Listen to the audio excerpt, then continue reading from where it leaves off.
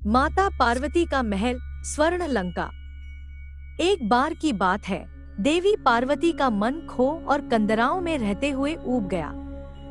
दो नन्हे बच्चे और तरह तरह की असुविधाएं। उन्होंने भगवान शंकर से अपना कष्ट बताया और अनुरोध किया कि अन्य देवताओं की तरह अपने लिए भी एक छोटा सा महल बनवा लेना चाहिए। शंकर जी ने पहले मना किया क्योंकि वे भविष्य जानते थे, लेकिन पार्वती जी के जिद करने पर ब्रह्मांड के सबसे योग्य वास्तुकार विश्वकर्मा महाराज को बुलाया गया।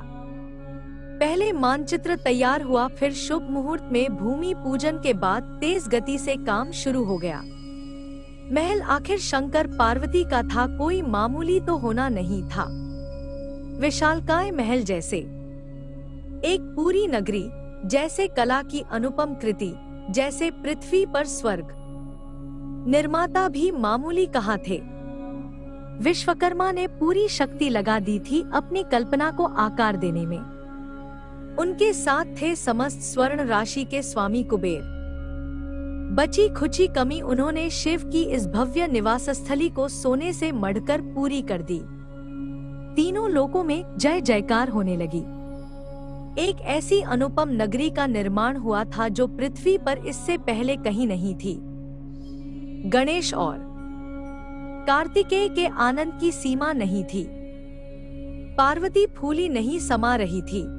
बस एक ही चिंता थी कि इस अपूर्व महल में गृह प्रवेश की पूजा का काम किसे सौंपा जाए। वह ब्राह्मण भी तो उसी स्तर का होना चाहिए जिस स्तर का महल है। उन्होंने भगवान शंकर से राय ली। बहुत सोच विचार कर भगवान शंकर ने एक नाम सुझाया, महर्षि विश्रवा। समस्त विश्व में ज्ञान, बुद्धि, विवेक और अध्ययन से जिसने तहलका मचाया हुआ था, जो तीनों लोकों में आने जाने की शक्ति रखते थे, जिसने निरंतर तपस्या से अनेक देवताओं को प्रसन्न कर लिया और जिसकी कीर्ति दसों दिशाओं में स्वस्ति फैला रही थी, ऐसे मुनि विश्रवा गृह प्रवेश की पूजा के लिए श्रीलंका से कैलाश पर्वत पर बने इस महल में आमंत्रित किया गया। मुनि ने आना सहर्ष स्वीकार किया और सही समय पर सभी कल्याणकारी शुभ शकुनों और शुभंकर वस्तुओं के साथ वह गृह प्रवेश के हवन के लिए उपस्थित हुआ। गृह प्रवेश की पूजा अलौकिक थी। तीनों लोकों के श्रेष्ठ स्त्री पुरुष अपने सर्वश्रेष्ठ वैभव के साथ उपस्थित थे। वैदिक ऋचाओं के घोष से हवा गूंज रही थी। आचमन से उड़ी जल की बूंदें वातावरण को निर्मल कर रही थी। पवित्र होम अग्नि से उठी लपटों में बची खुची कलुषता भस्म हो रही थी। इस अद्वितीय अनुष्ठान के संपन्न होने पर अतिथियों को भोजन करा प्रसन्नता से गदगद माता पार्वती ने ब्राह्मण से दक्षिणा मांगने को कहा।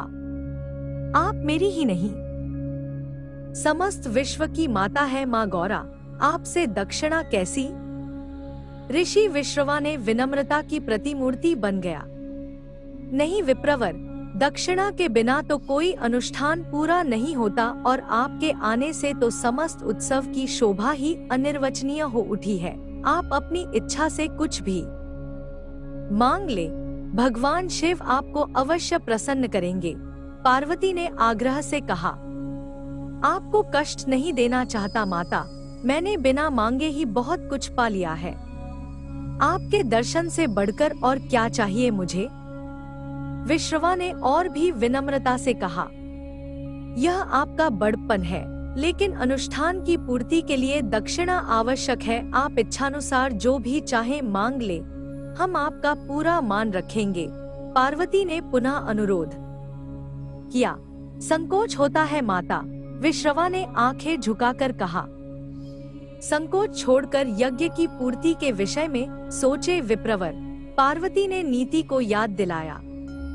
जरा रुककर विश्रवा ने कहा, यदि सचमुच आप मेरी पूजा से प्रसन्न हैं, यदि सचमुच आप मुझे संतुष्ट करना चाहती हैं, और यदि सचमुच भगवान शिव सब कुछ दक्षिणा में देने की सामर्थ्य रखते हैं, तो आप यह सोने की नगरी मुझे दे दें। माता पार्वती एक पल को चकित रह गई। लेकिन पास ही शांति से बैठे भगवान शंकर ने अविचलित स्थिर वाणी में कहा, तथास्तु। विश्रवा की खुशी का ठिकाना न रहा। भगवान शिव के अनुरोध पर विश्वकर्मा ने यह नगर कैलाश पर्वत से उठाकर श्रीलंका में स्थापित कर दिया। तब से ही लंका सोने की कहलाई और विश्रवा का कुल दैवी गुणों से नीचे गिरते हुए सांसारिक लिप्सा में डूबता चला गया। माता पार्वती के मन में फिर किसी महल की इच्छा का उदय नहीं हुआ। इस दान से इतना पुण्य एकत्रित हुआ कि उन्हें और उनकी संतान को गुफा कंदराओं में कभी कोई कष्ट नहीं हुआ। हरे कृष्ण कृष्ण कृष्ण हरे हरे, हरे राम राम राम हरे हरे नमः शिवाय।